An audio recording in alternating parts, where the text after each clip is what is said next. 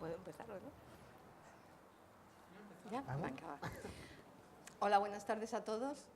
Yo soy Michelle Santiago, soy periodista y me he dedicado durante muchos años al vasto territorio de la literatura y, bueno, y de la cultura. Y es por esto que yo quiero dar las gracias por partida doble.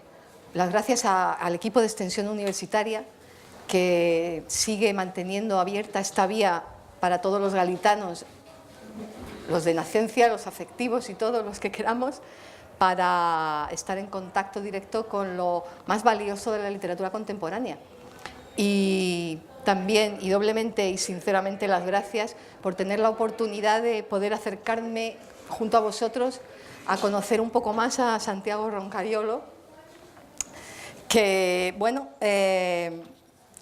yo diría de él que es un escritor del que por su proyección internacional que ha alcanzado en plena juventud, se podría decir que ha generado grandes expectativas, pero que a poco que se hayan terminado un par de su ya decena de libros, lo que genera más bien son ansias de seguir leyendo, porque lo que deseas es devorar a su mismo paso las rutas cuajadas de paisajes humanos absolutamente diversos y a la vez intensamente emparentados con nosotros, que estamos al otro lado de la página, en su transitar a través de los grandes ejes de toda época y lugar: la muerte, el amor, la soledad, la ambición, la supervivencia, el sexo, el fracaso, el éxito, la violencia, y que, interaccionando osadamente con el medio, exhiben un infinito colorido de conciencias. Y en estos caminos descubren a todos y cada uno de los lectores lo excitantes que podrían ser, que podríamos ser nuestras vidas, ¿no?, si cayeran en la narrativa de Roncagliolo. Y bueno, es lo más bonito que me han dicho en mi vida. Sí. Bueno, a todo ello podemos agregar también que él tiene el don de saber suscitar en los coetáneos, los que vivimos a su par, el interés por las incertidumbres y los interrogantes históricos y filosóficos propios a los seres humanos de toda época, y también de haber fraguado para ello un vehículo de expresión sumamente ágil, manejado con la audacia necesaria para la captación de lectores del siglo XXI. Esta es mi opinión, como veis, bastante entregada. Estoy totalmente de acuerdo. A Roncagliolo. Y por eso lo mejor que me atrevo a esperar es que aquellos que no hayan tenido ocasión aún de iniciarse en su obra salgan de aquí con ese deseo. Y a los que ya hayan disfrutado de ella, de su lectura, debo decirles que comprendo perfectamente muy bien que quieran interrumpirme para levantar la mano y hacer las preguntas que creáis. Sin miedo, aunque ya haya empezado yo a hablar, vosotros seguramente sea más interesante y más dinámico y podamos conversar entre todos y enriquecer este encuentro con él. Bueno, ahora vamos a hablar un poquito de él. Santiago Roncagliolo llegó a Madrid porque deseaba ser escritor, aunque él vino a estudiar cine, guión de cine. Y los escritores que llamaban su atención estaban en Francia y en España, con lo cual era un paquete apetecible el llegar aquí. En aquellos tiempos duros, no tan lejanos, muy cercanos más bien, ¿verdad?, fue por el año 2000, el escritor en la calle era solo un sudamericano más y llegó a ser el sudamericano por antonomasia, porque su cara fue distribuida por cientos de locutorios publicitando las comunicaciones baratas para los inmigrantes. Así que pasó muchos años él en que no sabía si él mismo era legal o no era legal. Los papeles siempre estaban en trámite y para cuando los obtenía ya casi se había vencido el año y tenía que empezar otra vez. Así ¿Cómo sabes que todo eso? ¿Lo he dicho yo? Ya te he dicho antes lo que pasaba contigo. Es que investigar la vida de Roncagliolo es como empezar a intentar averiguar algo de un personaje suyo, de estos que dices, bueno, ¿esto qué es? ¿Es verdad? ¿Es mentira? Es tremendo. Pero bueno, ya me dirá él si algo está mal y nos lo aclarará todo. No te lo diré, todo suena muy bien. Bueno, para él ha sido una lucha que ha merecido la pena, una lucha por pagar, como él dice, y Cortázar dijo, derecho de ciudad. Y como todos los migrantes de su tierra de origen, aparte de la comida y además el mar, extraña el mar, que es diferente del mar de Barcelona, que aunque le gusta verlo romper también en los acantilados, no es el mismo, es más Él visita Perú con frecuencia, pero es difícil que vuelva a vivir en Lima. Es difícil porque él ya se ha vinculado efectivamente a España, tiene su mujer y su hijo pequeño, Mateo, de 1 año, ya son españoles, y además él ha demostrado aquel tópico que era nadie es profeta en su tierra y que tanto hemos manejado aquí en España, pues es un ejemplo vivo de ello porque ha alcanzado una gran proyección internacional, está traducido a 10 idiomas y a 30 países ya se venden sus libros y es consagrado en Latinoamérica. Pero claro, todo a partir desde el trabajo desde Barcelona como centro editorial y de la industria mediática, y bueno, que es donde él ahora mismo reside, aunque cuando llegó vivía en Madrid. Bueno, y esto es a partir de tu llegada a Madrid, lo que yo acabo de decir, pero por eso, como he comentado antes, tus huellas anteriores son completamente, una gente dice de pequeño estuvo en Arequipa, otros dicen no, a los 2 años fueron deportados su familia a México, ¿sí?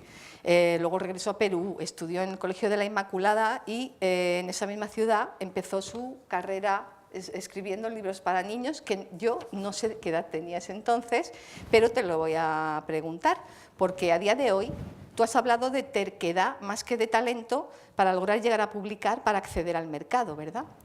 Pero ¿cuándo y cómo se originó y se alimentó esa terquedad, ese convencimiento de que debías hacer de la escritura un oficio, tu oficio? Bueno, yo estudié literatura.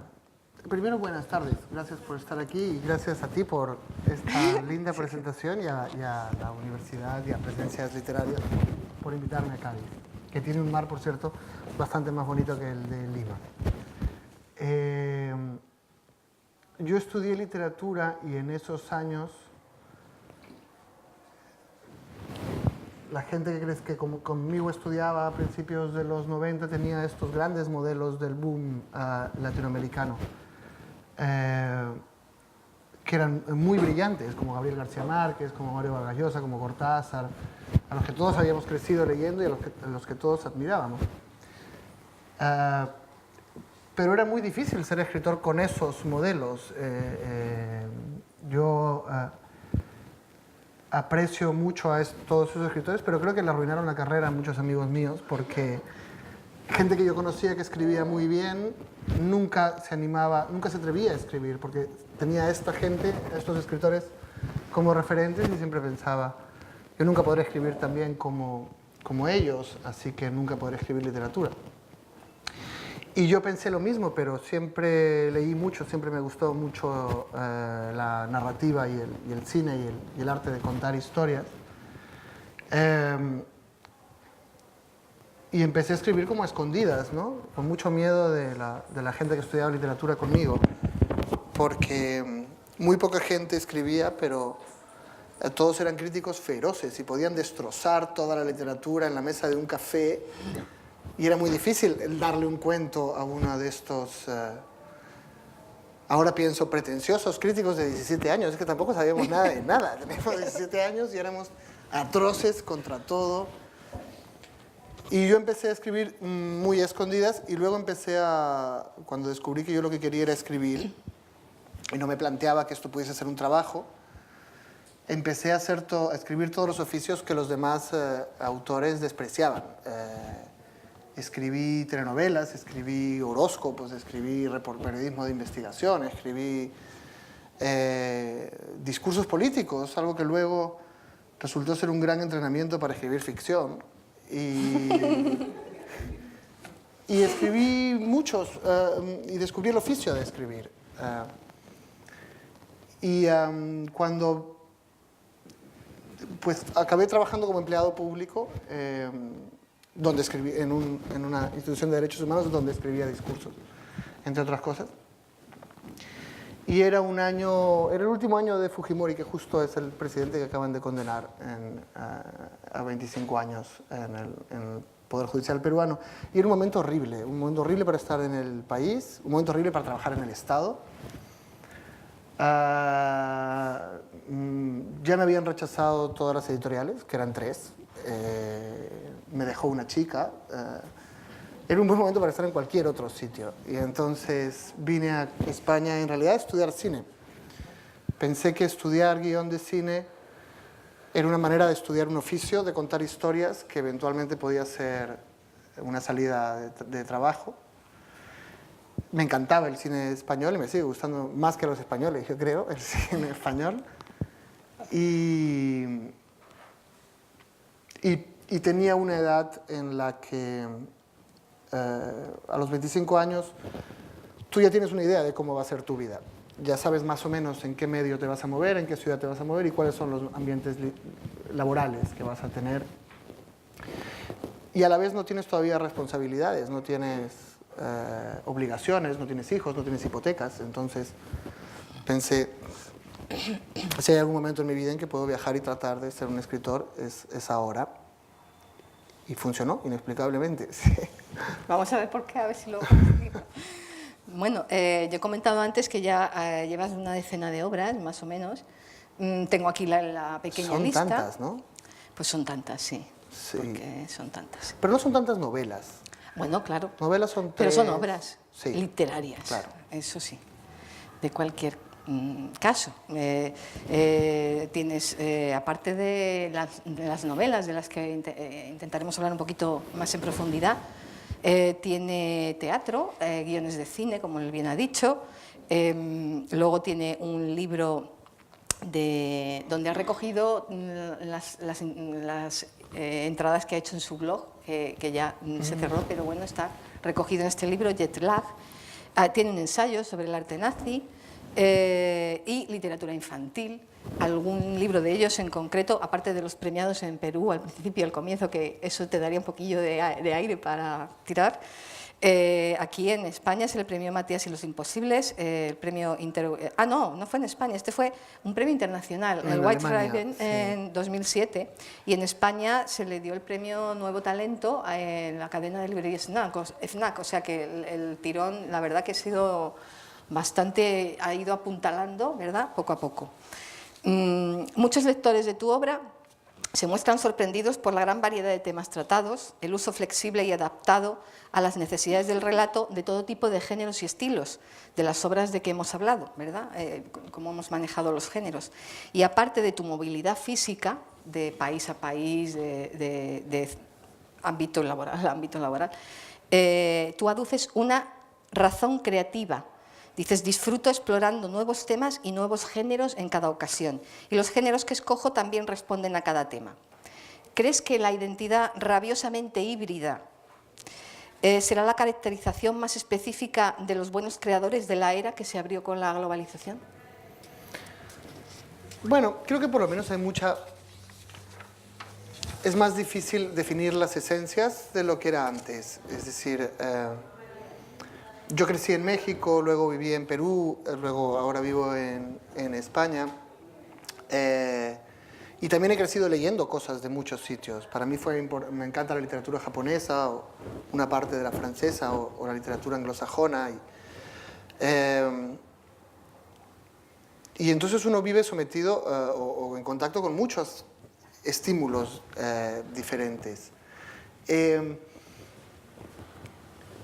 Y también es cada vez más difícil decir exactamente qué es ser peruano o qué es ser de un lugar en particular.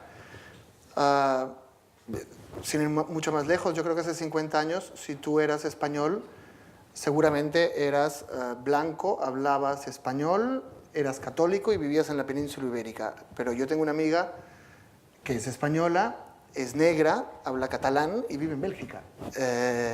Y eso es muy normal en el mundo de ahora, en realidad. Y es muy difícil tratar de decir, esto es lo que es un peruano, esto es lo que es un español, ¿no? Las identidades son cada vez más complicadas.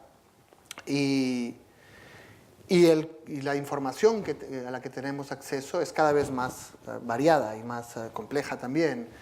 Para mí han sido tan importantes como los libros, las películas y la televisión y la pintura y la vida en los distintos sitios. Y supongo que si yo cambio mucho de género, también tiene que ver con el cine, porque para un director de cine es más normal saltar de un género a otro.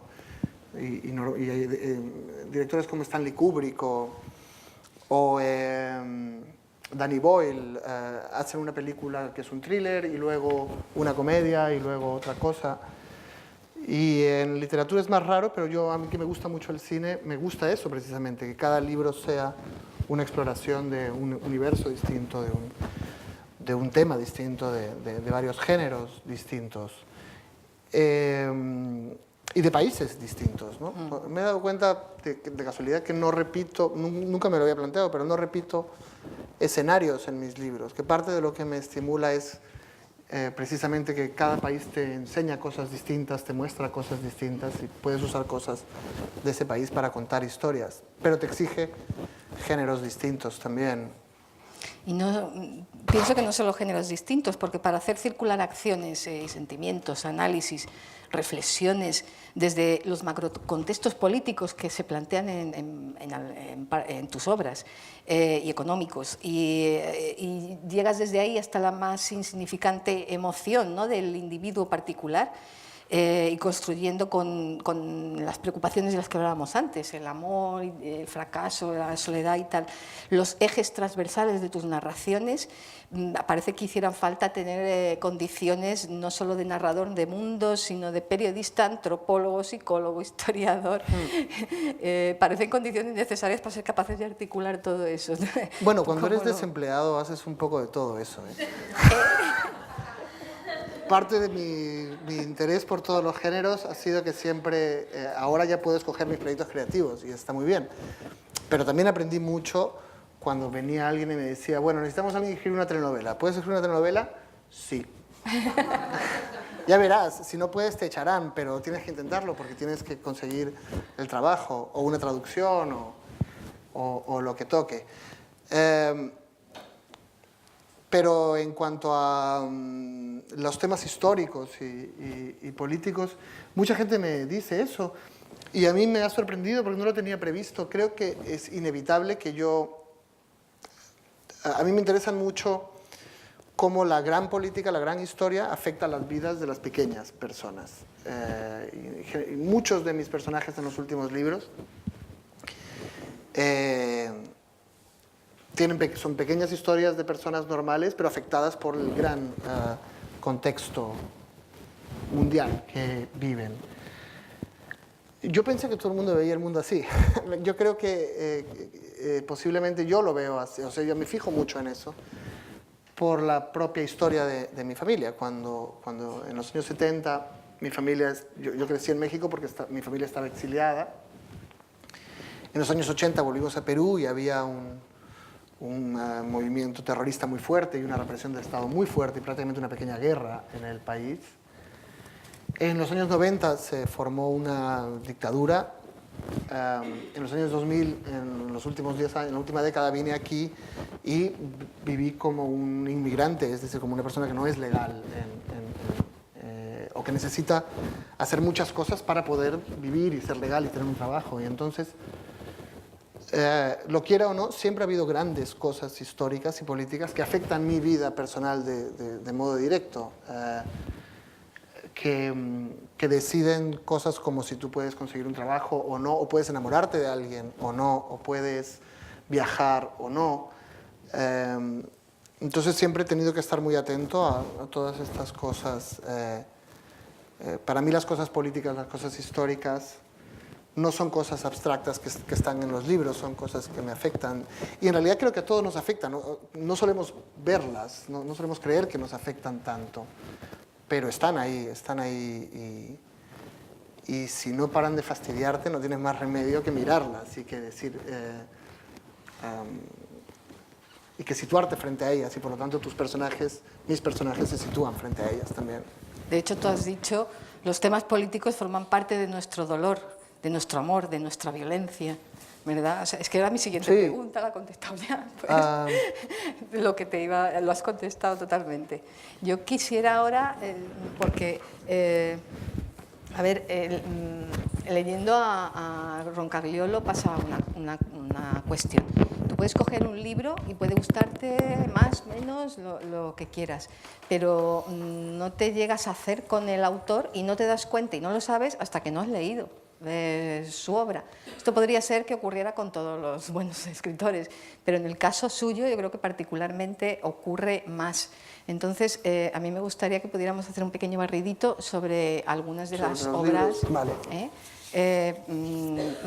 Bueno, empiezo con La Cuarta Espada, simplemente porque, bueno, La Cuarta Espada es un relato a partir de la investigación biográfica de Abimael Guzmán, donde narras la historia del creador de Sendero Luminoso, que fue un intelectual del terror.